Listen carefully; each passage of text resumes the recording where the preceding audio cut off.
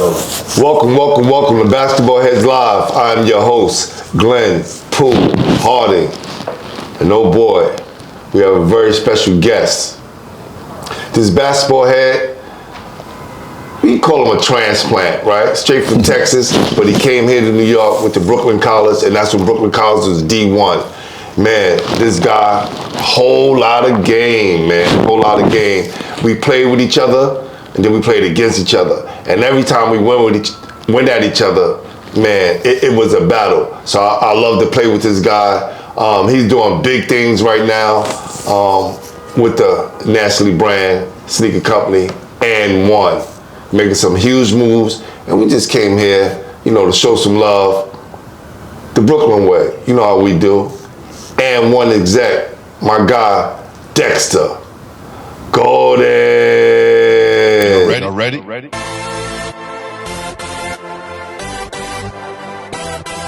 Yeah. You have just stepped out into the world of chaos, where everybody goes hard. Come on, go hard, go hard, go hard, go hard, go hard, go hard, go hard, or go home. Never back down. You gotta hold your own. Go hard, go hard, go hard, go hard, go hard, go hard. East Coast, go hard. West Coast, go hard. Midwest, go hard. Dirty. Hurry up, everybody, get online, buy your tickets, 'cause the game about to start. Thank you, man. I appreciate that, brother. How you doing, brother? Good seeing you, brother, as always, brother. Man. Good seeing you, brother. Listen, good man, first of all, I want to say it's always good seeing you, right? Same, brother, same. We go back to the trenches, coming down to New York and playing each other in street basketball. Yep. What was that process for you like? You know what I'm saying, coming up, and who kind of introduced you to the game? I think just being young, back, I'm from Texas originally, and, we just played different sports, but, everybody, of course, started off football. It was a football state. Yeah. So everybody started off football. So everybody at least played 2 sports, 3 sports, whether it's football, baseball. So I just love playing basketball. And when I got into high school, I kind of transitioned over to just basketball. And played, varsity. I made varsity my junior and senior year. Worked hard, got offered some scholarships. And one of the schools was Brooklyn College. I had never been to New York before, and then just seeing, me, just images of New York on TV. So I came in on my visit. I was done. I was done, man, seeing the lights and, they took us to, all of Empire State and Coney Island and, Chinatown and just the lights, man. I was like, I'm ready to sign right now, man. Wow. So I, got back home, told my mom, and she was like, but you got other visits, other colleges. I was like, I'm going to New York. And, that's how, man, I ended up here in New York, man. Never left. Went to school, got my degree, never left, man. That's once we get our clothes, it's over, man. Never left, man. It's over, man. And listen, Brooklyn College is a great academic school as well. Yes. So you had the best of both worlds. Yes, for sure. Man, and that transition, how was that transition for life for you? Coming from Texas, to fast-paced moving New York. Man, when I tell you culture shock, I'm from a small town called Lamarck, Texas. It's in between Galveston and Houston, real small town. So just coming to New York and just the speed of it, seeing the people, and man, it was crazy for me, man. Because you transition from high school to college, so that's a big change. Yeah. And then just coming here and just from a small town to a big place, Brooklyn, and it was hard at first, but once I got used to it, man, I loved it. But it was tough, man. Just like I said, we didn't even have dorms; we had apartments. Similar to St. John's. We had our own apartments, man, but just now you got to do everything yourself, go grocery shopping, do your laundry, do this, then you got to get on the bus to get to school, so it was tough, man, but, I stayed with it, man, and and I'm glad I did, but yeah, it was tough. It was tough, man, real tough. Yeah. New York will grow you up fast, man. Yes, very fast. New York grew you up very fast, man. But I loved it, man. Just seeing, like, even just coming here and seeing, my first time going to a tournament. I was surprised, like, wait a minute, we playing outside? What do you mean we playing outside? The gym's so hot down there. Everything's and even just going to the park, I'm like, wait a minute, the hoops don't have no nets on it? Just little stuff like that, man. And then just seeing how everybody was just into the street ball coaching. The first tournament I played in, I know high energy. That's a fact. First tournament I played in, and I'm gonna tell you who was on my team, which it just like bugged me out, man. First team I played on the high energy, Ty Davis, ooh, Junie, ooh, Corey Williams. What? Yeah, dude. And we talking about Showtime Corey Williams. Yes. So y'all know, right? Yes. The piece of a Corey. Yes. They were all on my team. Wow. At high energy. Did you touch the ball? Man, listen, man. You've been outside. Wait a minute. You know what I started doing? They found out I was a shooter. Got you. So that was it. But man, it was clear out, and then, they kick out, boom, I'm hitting. So, it was dope, man, just the whole culture difference, man, and what everybody, what street ball meant to everybody and what basketball meant to everybody in New York, man. It was a change for me, but I loved it, man. I loved it. Being a shooter, man, you become a commodity. Yes. Right? Yes. Not saying we don't have we have our shooters. Yes. But when we talk guys like Junie Sanders, Corey Williams, Ty Davis. The factor comes in. Yes. And they looking to make the crowd go ooh and ah, right? Yep. And then to find you out there on the outside, kick it to you, and you knocking it down. Yep. That's easy for them to kind of say, you know what? Yep. Homie, nice. Yep. So yeah, that was great for me, man. Just like I said, man, just my first time going to high energy and seeing how packed the park was. I'm like, yo, this is crazy. But I loved it, man. And that ever since then, man, just the whole, the street ball culture, and you see why they call New York the Mecca, man. That's a fact. That's a man. Fact. And Brooklyn College, how did that go for you? And, to have you playing, having a scholarship, right? Yep. Now it's a whole different culture down there, but at the time, D1 school, you guys battling a lot of these schools here. Yeah, I mean, I ended up being top 10 in scoring. But yeah, man, we played a lot of big time schools because at the time when I first got there, we were independent. Right. So I remember the year we played Seton Hall. That was the year they went to the championship against Michigan. Mm-hmm. We played St. Louis. They won the NIT chip that year. We played, and I was there. We played against Cincinnati one year when they had Nick Van Exel and all them. Yeah. So we played against some big schools, and then you had a lot of your guys that were here. We were playing with LIU and St. Francis, and we played against. We was playing against some HBCUs, Morgan State. Who else we played against? Delaware State. So I mean, we was playing against some real big, schools, man. It was tough, because we, at the time, Brooklyn College, like you said, it was more of an academic school. There you go. Yeah. So we didn't have a lot of the resources, on the athletic side. But I mean, it was a great experience for me, just traveling and playing, and that's kind of too where I fell in love with the business of basketball. Just going around, traveling, seeing, the sneakers that everybody wearing, and just playing ball, and I fell in love with the business side of basketball. So of course, everybody. We have our dream of I want to play in the NBA. I want to play, for whatever reason, you don't make it. So I was like, okay, I don't have to dribble this ball, but I'm still going to be, next to the game I love. So being on this side of the business, I still deal with NBA players, agents. So I'm still in that circle. So, I love it, man. I tell kids this all the time, right? Yep. We did a special down at the Brooklyn Youth Sports Club. Okay.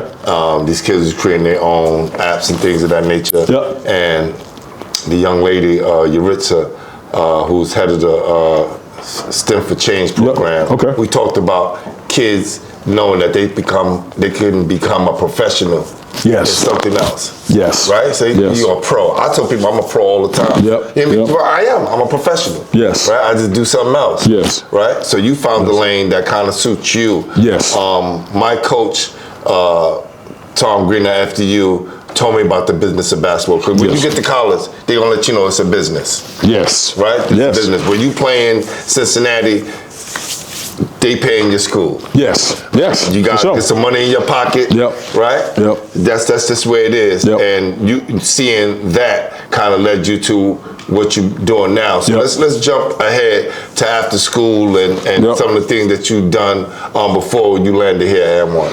I was the head of grassroots at Converse. That's when Converse, we just had signed Dwayne Wade. We had Kirk Heinrich. We had nice young crew, but Dwayne was like the top guy.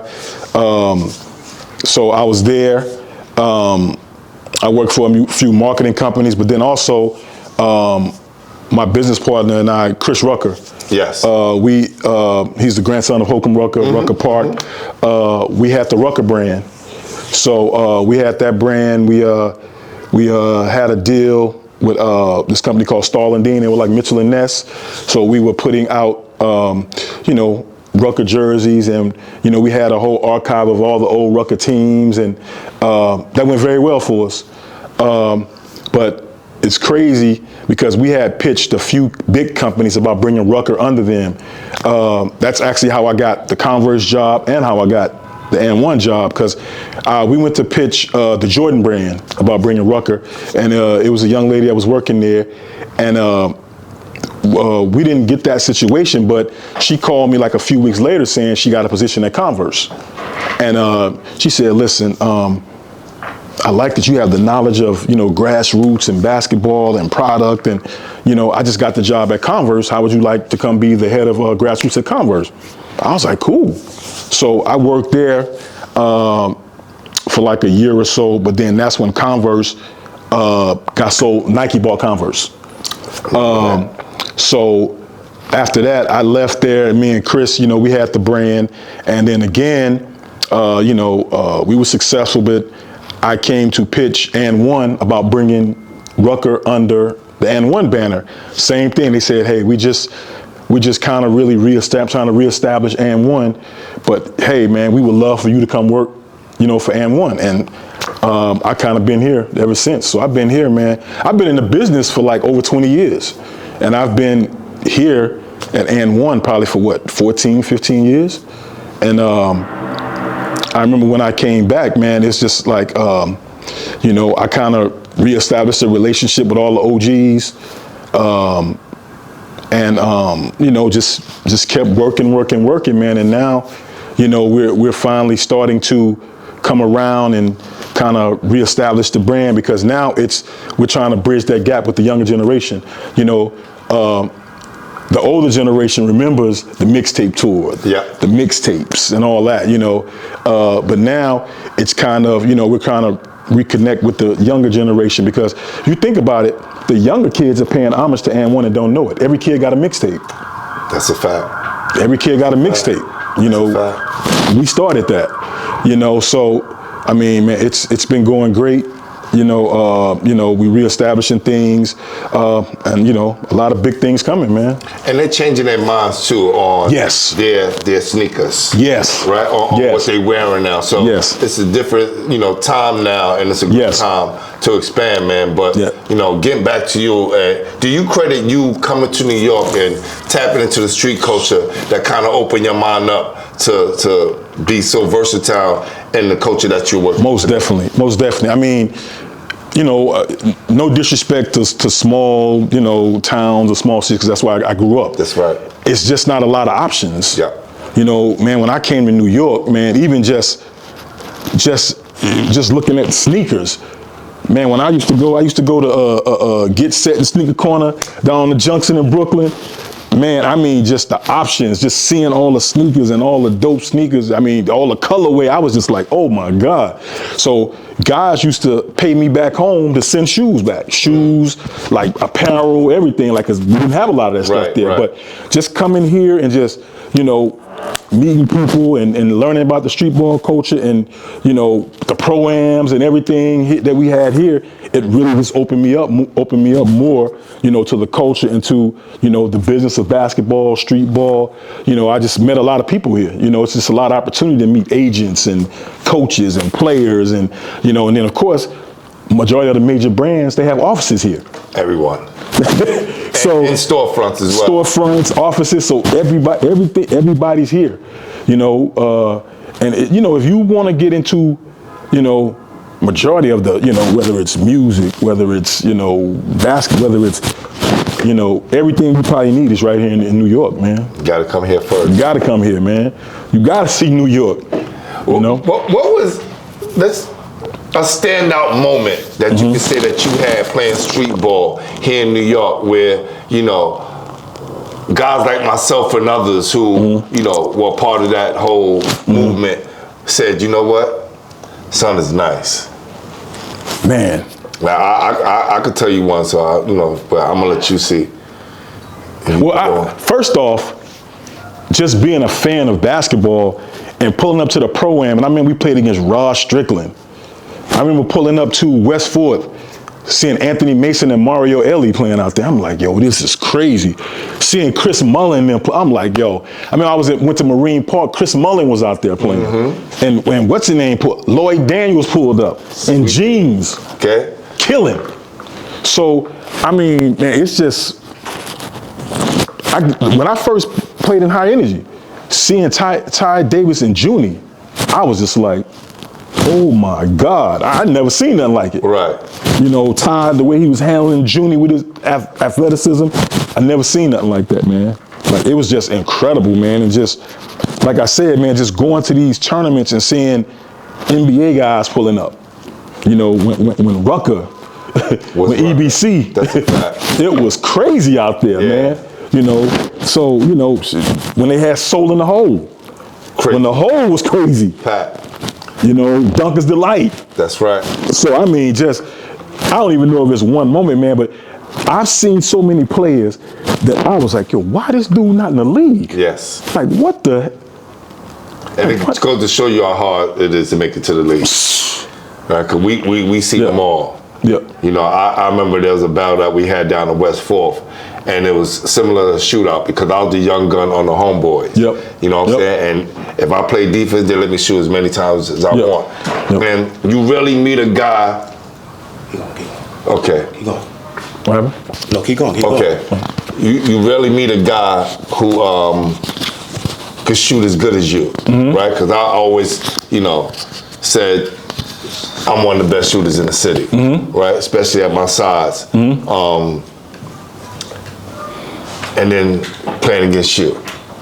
And not only you're a great shooter, but you took pride in playing defense, which I did too. So that battle always kind of stuck out to me like, damn, this dude is tough. And even though I had a couple of inches on you, you was dead serious about the defense. So did you bring that with you? Did you always pride yourself? Because you know you guy who could score.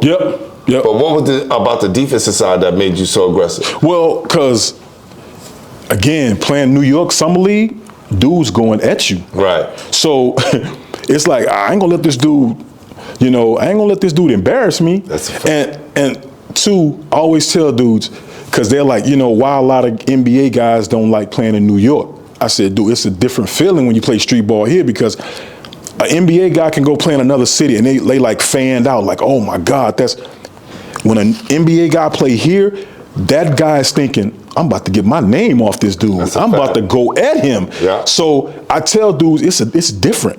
It's a different thing here. So I think it's just a pride thing, man, because, man, you got the crowd talking, you got people talking, and you know whatever happens in that games, people gonna hear about. We didn't have social media back then. That's right, word of mouth. Word of mouth. So it was just a pride thing, man. Like, okay, I'm a scorer, but, you know, I got to stop him. You know what I'm saying? Or because, you know, too, you know, man, if they see a wink link on D, so you remember saying, like, go at him. That's a fact. Go at him. And we're going to keep giving him the ball. Who he guard? Give him the ball. Right. We're going to keep going at him until he stops somebody or the coach going to get him out of there. Yeah. So, yeah, man, it's just New York, man, you got to have that toughness. You gotta have that toughness, man. And that's, and that's the one thing, man, that guys played each other tough, and then after the game they was cool. But yeah, you gotta have that toughness, man. So I learned that early. I learned that early playing in tournaments, man. Like you got to. And y'all represented that, right, with the street brand culture and AND1, going around to different places around the country, showcasing that New York City style of basketball. Y'all would pick up guys from different cities, but the main core was the New York City guys. Yes. What do they mean to the company, and how are they still representing the brand today? Man, those guys, man, they built this company. A lot of those legendary dudes, man. And I always tell people they should be in the Hall of Fame. Talk that talk, Dad. They should be in the Hall of Fame. The mixtape tour guys, they should be in the NBA. What they did for the culture of basketball, Fact. How they took street basketball and opened it up to the world, and just how they dressed, they swag. These guys should be in the Hall of Fame. All of them do. All the guys that were involved, in the tour, I don't want to name names, but because there's so many of them, I don't want to leave nobody out. But those mixtapes guys should be in the Hall of Fame. Period, man, because they mean so much to not just street ball, but to basketball. Because in the heyday, people don't even realize that we had 40% of the dudes in the NBA wearing AND1. All of them weren't signed. They just wanted to be part of the culture. They had and hold on. Let's say that again, because I don't think y'all really getting this. 40% of the guys in the NBA at one time were wearing AND1, and all of them weren't signed. They just wanted to be a part of AND1. That's when you've seen guys getting the tattoo. And it was just everybody wanted to be a part of that culture. So again, and that was built on those mixtape tour guys. Like I said, they should be in the Hall of Fame. They should be in the Hall of Fame. I don't know why it hasn't happened, but every time somebody interviewed me, if I talk to them, I always say that those guys should be in the Hall of Fame. And what also gets me mad is people try to act like these guys were just like, Harlem Globetrotter guys. Man, all of these distinction, and it wasn't clown basketball. And majority of these dudes played college basketball, some played semi-pro, and even back when they was doing the tour, they would go into a neighborhood and play in a park, real ball. That's a fact. A lot of those guys, for whatever reason, they didn't make the league, but they had league talent. But if you talk to some of the guys, they said, man, I wasn't disciplined enough to go to the league. I still want to drink, smoke, do whatever I want to do. But talent-wise, you can't tell me a majority of them dudes could have made the league. But you talked about you coming from Texas and seeing all these guys playing these street ball tournaments, wondering why they didn't make the league. Yes. You know what I'm saying? Yes. Just that when y'all guys started the AND1 and doing their thing, they brought something different. Yes. So a lot of things that we saw, like in the Rookie and EBC, was kind of brought to a main stage where everybody could see it. Yes. Right? So, from, Skip, right, to where that mixtape, that was from tournaments in New York City. Yep. The first Skip tape. Right. Yep. Right. So when you start to see that, and then people emulating that all across the country. Yep. And I remember that because I was away from ball at the time, man, and watching it from afar and saying, "Wow, this thing is taking over." Crack, literally. It was crazy. It was on every street corner. It was crazy. Every park. Every kid, when they show up to the park, kids, doing the tricks, trying the tricks, and I didn't feel that energy until when I was young, right? When I was young and we would watch Dr. J and Michael Jordan early years, they come out and try some of their stuff, and now these kids are emulating kids from, the dudes from AND1. I mean, you look at some of the young NBA guys now, they'll tell you, like the kid Bones Highland. He was like, his favorite player is hot sauce. A lot of these guys, man, they of course, Skip, AO, Biz, Shane, my guy Joe Biz, Machine, half man, Biz, So, a lot of these are your favorite players' favorite players. That's a fact. Because, I mean, you would, when they would pull up to the mixtape tour game, you had NBA players in the crowd watching. they didn't want to get out there. Right. Because they was like, hey, they ain't going to embarrass me. Nah. and the NBA kept handcuffs on Skip. Yes. Right? Yes. Because that would have led to a floodgate of AND1 players having an opportunity to get, if they allowed him to play his game. Right? So let's talk about Skip for a second and how special he is to the brand, because he is a guy that took the street ball aspect to the league. Right? Don't forget he played college basketball too. Yep, Fresno. Let's Junior college, Fresno. Like he just skipped the line. No, he paid his dues, and he had the chance to take his talents to the NBA. How special he is to the brand, and what does he mean to you guys? Man, Skip, you know, a lot of the guys on the AND1, you know, I call them legends. Skip, to me, is an icon. That's a fact. He's above that. I think Skip is an icon.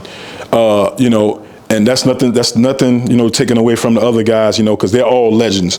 But I think Skip was just on another level to go from street ball, you know, a street ball star legend to the Eastern Conference Finals, you know, to the NBA. And this is what a lot of people, a lot of guys, you know, wanted to make it there. But Skip had the discipline and, you know, the work to make it there. Yes. You know, so that's why I think he's a, you know, he's an icon, you know, and that was the first AND1 mixtape. And so Skip, you know, was really, you know, I mean, like I said, it's his value to the brand is crazy, you know. And, you know, like I said, all the other guys as well. But yeah, I think Skip is, he's icon. He made it special. Yeah, he made it special, man. He's icon. And, you know, some of the times in the league, it would come out. It would come out. Yes, yeah. You know, it would come out. But yeah, Skip, man, he's incredible. The refs just had a tight whistle. Yes. You know, even the Eastern Conference Finals, you know, he took him that. Right? Jermaine got hurt. And then he took it, you know, as far as he could take them. And I know having a couple of conversations on, actually, he came on the show and he called me like, yo, I'm coming back on the next night. So salute to my guy Skip. The discipline that he didn't have early on in high school. He made sure he had it. You know. Yeah. That's real, man. Yeah, man. Who are some other legendary people in New York? Because I know right now you got Lance, right? Did you have anybody else before that that was from New York that represented the brand?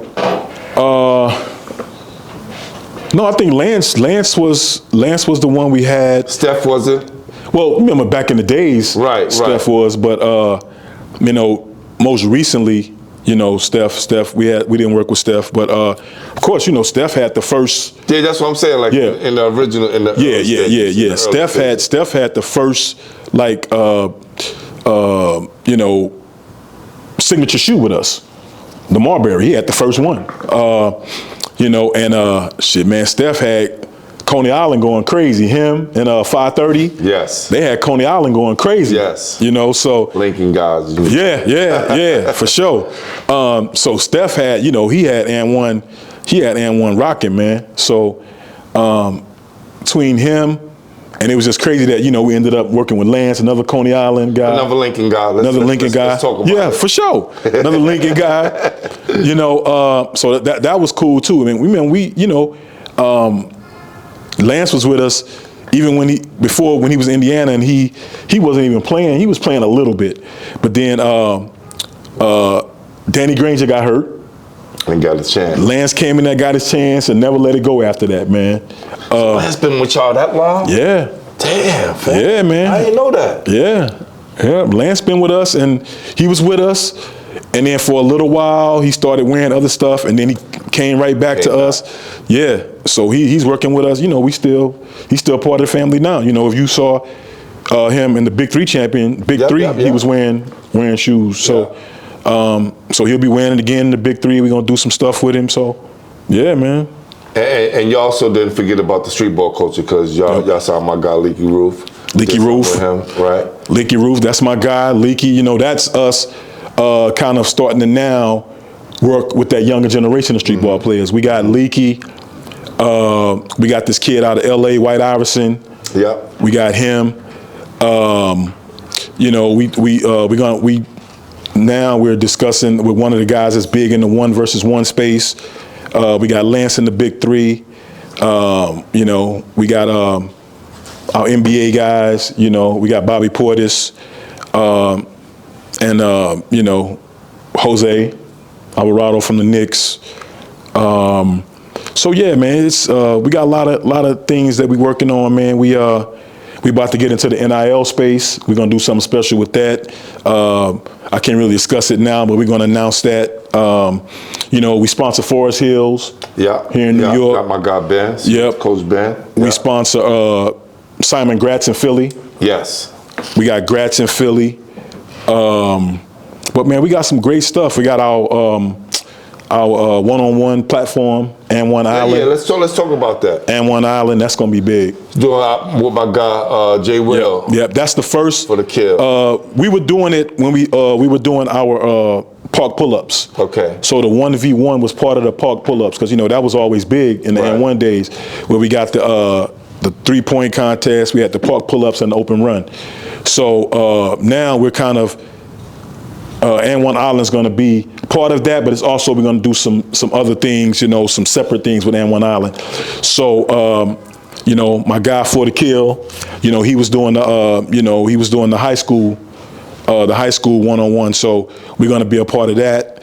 And we got some other big announcements that are coming, you know, with the one-on-one thing, because we've been approached to do some big things in the entertainment realm as well with that, because we're bringing back AND1 Entertainment, which the mixtape tour, the mixtapes, music, a lot of stuff was on the TV shows, movie stuff. So we're bringing that back. So, man, we gonna be we coming back to claim what was ours, man. That's right. You know, AND1, you know, we used to own the summer. We used to own the summer, man. So we're coming back, you know, to not only own the summer, but to really, you know, be everything, every aspect of basketball we're gonna be in. You know, and that's what we're looking to do, man. We doing it real strategically, you know, organically, you know, brick by brick. We just building it. We building it. You know, so from, you know, apparel to footwear to events to signing players to, you know, doing a lot of great things, man. We coming back, man. We back. Well, We back. besides the, you know, the 1v1, which is for high school, can you tell our audience what are some other things you're doing to make sure that you tap into the mind of the youth? Yes, right? yes, Those yes. young kids, Yes. who, you know, who got their parents' pocketbook and able to get these sneakers online and purchase what they want. How do you get into their mind frame and saying that, you know, AND1 is the new thing that we should be doing? Well, we're doing, we do a lot of community stuff, a lot of give bags, paint the parks. We're going to be doing, like I said, the NIL stuff, but we're going to have a different aspect of it where we're going to do financial literacy, because these kids are getting into the business of basketball and making money now and don't know how to manage their money. That's right. So we're getting into that. And, you know, we're not scared to say that we also are doing a lot of stuff with Walmart, because everybody can't afford a $120 pair of sneakers. No, that's a fact. So, but people still want to be a part of the AND1 culture. So we're making it accessible for everybody. So you're going to see us, you know, even though it's different logos and different things, you're going to see us from Walmart to Foot Locker to Snipes to JD to boutiques like Extra Butter. So you're going to see us everywhere, because we just want everybody to be a part of this. You know, we're working on, you know, it's talks to bring back the AND1 video game. So, man, it's just, you know, we just doing a lot, man. But, you know, what we want to talk to the kids about, man, like you said before, you don't have to be in the NBA to be a part of that. That's right. To be a part of that basketball. So, you know, we want the kids to understand that you can still be a part of that basketball culture and not, you know, be an NBA player or it's different ways you could be an agent, you could be in marketing, you could be in the sneaker business, you could be, it's a lot of different ways, man. So we just want to let kids know that it's options. You know, it's a lot of things you can do, man. And it's, you know, but education is, that's the key. That's the key. You know, where I'm at, I tell you, I'm a Denver high school. And what I notice, my kids notice what we wear. Yep. Right? Of course. They're always looking down to see Of course. what we have on our feet. Yep. And I told you, one of the biggest compliments I would get is from the AND1 sneaker. Yep. Yep. And then I go, okay, what's that? And then I put the video, be like, oh, I watched that online. Yep. I watched that on YouTube. Now you can watch it on YouTube. Yep. They gotta make the connection. Yep. Right? Yep. And that's what we're doing now, making that connection. Like you said, they when you put on that mixtape and you go to YouTube, they realize, but that's that connection that we're trying to make now with the younger generation. And it's been going well because we're doing, camps and clinics and really telling people about the AND1 culture. And then, like I said, a lot of these kids have mixtapes. And then when they see, we did that first, they're like, oh, okay, That's right. so it's cool, man. It's cool when the kids really start, learning about it and understanding, where certain things come from and just the culture. It's a cool thing, man. We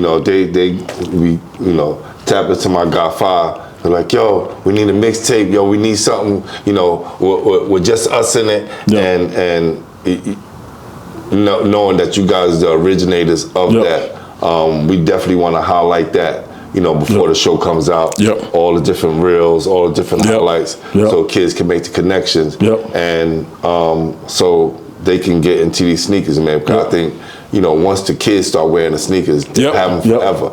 Yep, for sure. They'll wear them in high school. They'll wear them, when they're grown. So when they see me coming to school dressed in slacks and got a pair of AND1s on and can switch it up with a pair of shoes and it looks nice, that's what I think. That's important, man. So I'm glad we was able to do this, man. But let's talk about some of the. But I'm excited, man. We got a lot of stuff coming. We're doing. We gonna get to hear last. We're doing an event, called Ballin' HBCU. It's a high school event that's going to include, a clinic and training for the kids, and then it's going to end with games. But those are high school kids that we're trying to expose to the HBCU culture. So that's going to be cool. Let me know, man. We're doing a girls event. It's called You Play Like a Girl. Hot. It's on the front. It says you play like a girl. Then on the back it says thank you. So we're doing a whole girls thing, to get more involved in girls basketball and things like that. So that's cool, man. We just got a lot of great stuff coming, man. So listen, I'm just gonna go to a few. These are one of my favorites. Yep. These are one of my favorites right here. Fire. You see me rocking these right here. We actually did these. That's when we had Fred VanVleet. Oh, okay. So you see, it got the Toronto Tower. Yeah. Wow, So I never knew that. Yeah, we had Fred VanVleet. So that's when we made these for Fred. Yep. Wow. A lot of these PEs up here are for Fred. These were for Fred, Chinese New Year. Wow. I like these right here. These is hot. These were for Montrezl Harrell. We did these for Montrez, and this was for what's that show? What's that cartoon? Rocket Power. No, this is not Rocket Power. This is what's the other one? Rugrats. This was the Rugrats. These are still in circulation? Nah, these are actually now these are classics now. These are classics now, right now. Color wave is crazy. Yeah, these were Christmas ones we did for Fred VanVleet. Okay. Christmas joints. These were made for if Fred would have made the All-Star game when he was in Toronto. These are going to be his All-Star sneakers. Wow. Of course, we got. Of course, these were Lance Stevenson, Born Ready. Wow. Those were Lance's tie cheese right there. Is it Indiana? Yeah, that's when he was in Indiana. Yeah. Yep.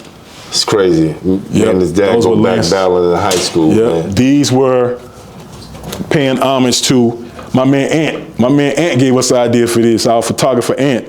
These were, I don't know if you remember back in the days when your parents used to go to the club and they had the wicker chair. Yes. They would sit and take the picture in the wicker chair. Yeah. Those were the wicker chair joints right there. Yeah. Wow. Yeah. Those are wicker chair. These right here, we were paying homage to Black Cowboys. Oh, this is fire. Yeah, we was paying homage to the Black Cowboys. This is fire. Yep. Bedazzled all up. Yeah, so that was Like those. these as well. Those were Nice and light. when we had Norman Powell. he designed those with his mother and his sister. So it's paying little things on it that pays homage to, you know, his mother and his sister. So that was cool. I think these were his too. Yeah, because he liked comics. So we did this, you know, his face, you know, some comic stuff. Wow. So that was cool. How long is the process of creating man, like this? Yeah. You know, or any other ones that you have up here? It could be anywhere from 6 months to 18 months. From conception, you know, a CAD to boom, actually a shoe. It could take a while. You know, sometimes you can speed it up. Boys back and make them exclusive. Yeah, yeah. So yeah. This is actually, we did this for, we did these for Veterans Day. Those As you can see, the camo, and this was the other colorway we did with the camo. Right. We did those for Veterans Day. You know, this is tough, man. Yeah, man. All right, man. So we checked out some of the latest sneakers that y'all have here, and the past ones that y'all did with some pro players. Let's talk about present guy right now, Jose Alvarado, right? New York City born, and raised, went to Christ the King, then Georgia Tech, played out in New Orleans for a few years, and came back home to New York and played for the Knicks, and y'all got him. Yep. We, you know, I have been, you know, trying to, you know, talk to Jose for a minute. You know, everything finally aligned. You know, so, you know, we made him some PEs. The ones he's currently wearing on court now, they are the Attack 4 Low. Hold on, before, go back and kind of explain to what are PEs? Okay. PEs are player exclusives. Where basically, you know, you have certain players who have signature shoes. You have like LeBron, you have Anthony Edwards, you know, you have guys that have signature shoes. But player exclusives are, we have a model of a shoe and we'll talk to that player and we'll do like certain colorways, certain logos, may put his logo on it. It's not a signature, but it's a player exclusive where he's the only one that has that shoe, whether it's a colorway, whether it's a logo on it. So that's, you know, what a player exclusive is. And a signature, majority of the time, it's built from the ground up. It's you know, his shoe, you know, where, you know, everything is built, you know, specifically for him. Whereas a player exclusive is, you know, it's a style of shoe that we already have, but it's exclusive to that player where we sit and talk to him and it's about the colorways that he wants, you know, if it's different logos, if it's different Easter eggs on it where he might have his kid's name on it, he might have something, a date on it that, you know, that really is important to him, you know, stuff like that. So these are, they call the Mad Games, and these are, you know, New York Knicks exclusives, player exclusives that we did for Jose. Yep. This is nice. Are the days of high tops are gone? Yeah, I mean, yeah, man. These, I mean, I think mid is the highest you're gonna get. But now these guys are wearing low tops like soccer shoes. Like, you know, it's crazy, man. I don't know how they do it. I don't know how they do it, but yeah, man, I think definitely. But you know, everything comes back around. That's right. That's right. Everything comes back around. So you never know. You never know. But if you're looking at how it's forecasted now, I don't think these guys want to wear no high tops no more, man. You know, and you know you know, these have got a great reception, and even the shoes that Jose is wearing on court right now, the Attack 4 Low has gotten a great reception, of course, because you know the New York fans, man, you know they're going crazy right now. You know, so you know, just we look forward. We got a lot of big things coming. Some of these you're probably going to see in the store soon. You know, coming to a store soon, probably.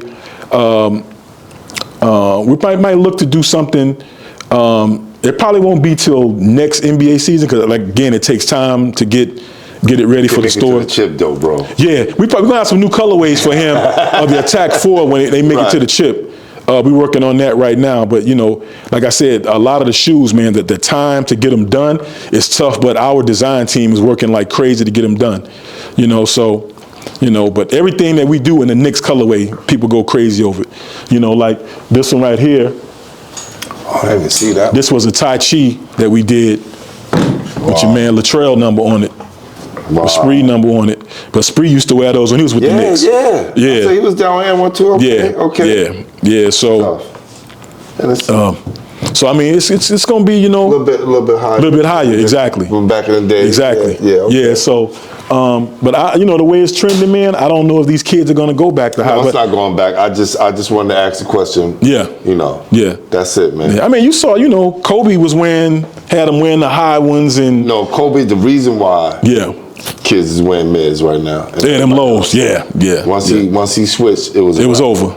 Yeah. It was over. Yeah, man. But yeah, man, I'm excited, man, for the future. We got a lot, you know.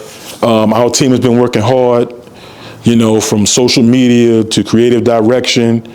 You know, my guys, Jawan, Anthony, my other guy, Chris, our VP of marketing, Lisa, our designers, you know, Ryan, Ben, you know, the whole team, man, everybody's been working hard, man, to really, you know, to reconnect and get this brand back where it should be.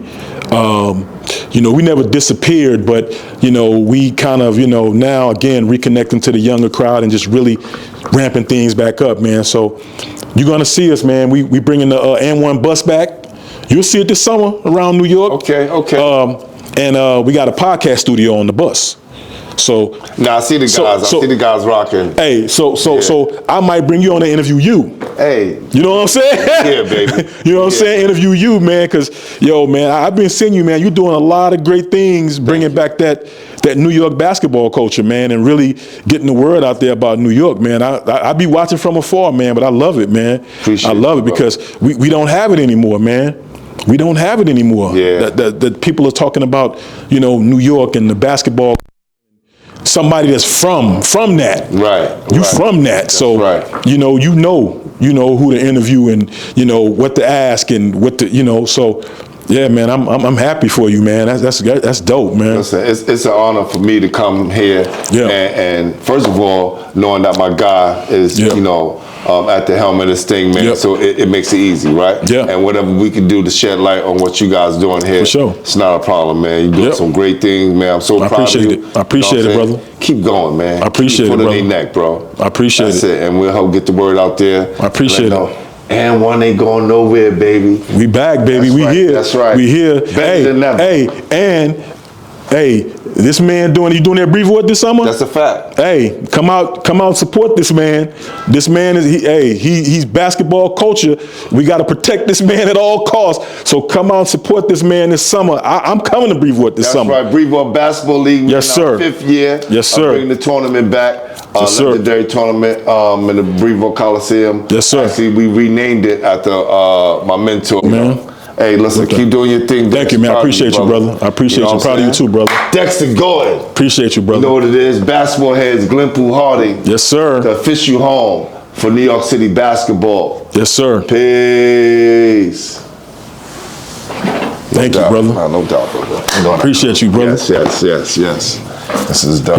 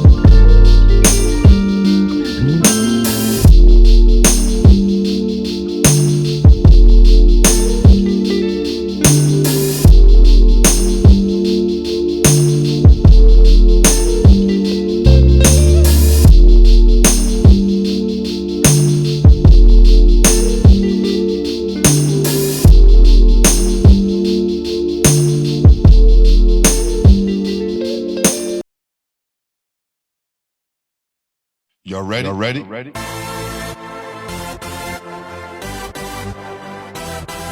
Yes.